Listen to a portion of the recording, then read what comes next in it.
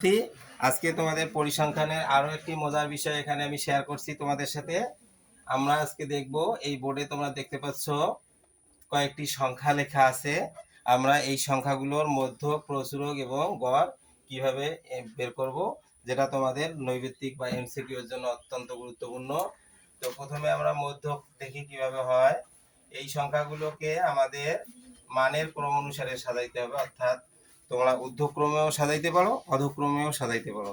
মানের ক্রম অনুসারে সাজাইলে আমাদের প্রথমে আছে 5, তারপর আমরা লিখি 6, তারপর 7, তারপর 8, 8 দুইবার আছে 8 8, তারপর 9, তারপর 11।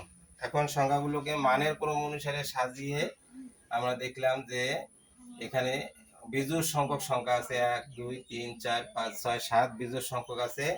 বিজোড় সংখ্যক থাকলে প্রথমে এবং শেষে সমান সংখ্যক যদি আমরা বাদ দেই, প্রথমে 3টা বাদ দিলাম, শেষে 3টা বাদ দিলাম, মাঝখানে 8, এটার মধ্যে হইল 8। আর এখন আমরা যদি এই সংখ্যাগুলো বিজোড় সংখ্যক না থেকে যদি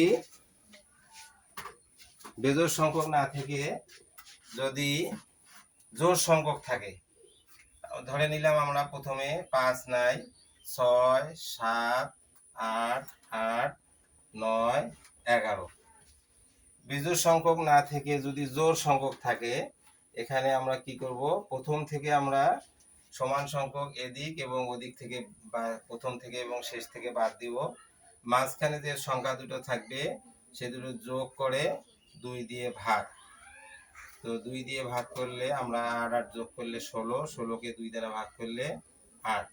তাহলে এই সংখ্যাগুলো যদি জোড় সংখ্যক থাকে তাহলে মধ্যক হবে মাঝখানে, ঠিক মাঝখানে যে সংখ্যা দুটো আছে এই দুটো যোগ করে 2 দ্বারা ভাগ করলে আমরা মধ্যক পাবো।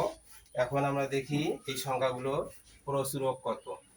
তো প্রচুরক বের করার জন্য তোমাকে কিছুই করতে হবে না। প্রচুরক বের করার জন্য তোমাকে কিছুই করতে হবে না, শুধু দেখতে হবে সর্বোচ্চ সংখ্যক সংখ্যা আছে 5 6 9 11 8 7 8। এখানে সবচেয়ে বেশি বার আছে 8 এবং সেটা 2 বার, এই জন্য এখানে প্রচুরক হবে 8। আশা করি বুঝছো।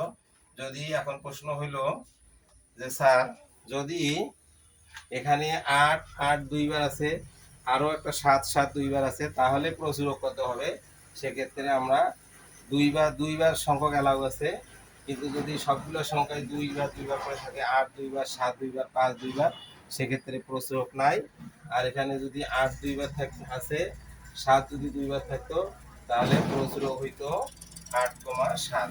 এখন আমরা এই সংখ্যাগুলোর গড় হইল, সংখ্যাগুলোকে আগে যোগ করতে হবে, যেভাবে ক্রম আর ঠিক রাখতে হবে না, ক্রম সাজাইলেও সাজাইতে পারো, না সাজাইলেও অসুবিধা নাই। 11 যোগ 8 যোগ 7 যোগ 8 ভাগ, এখানে মোট সংখ্যা হলো কয়টা? মোট সংখ্যা আছে 7টা, 7 দ্বারা ভাগ।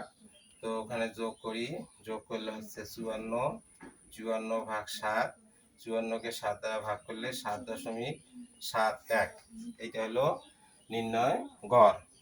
এখন আমার আর একটা কথা আছে, 5 7 0 4, এই সংখ্যাগুলোর গড় কত? তাহলে এখানে 5 7 12, 12 আর 4 16। আমরা 16কে কত দ্বারা ভাগ করব?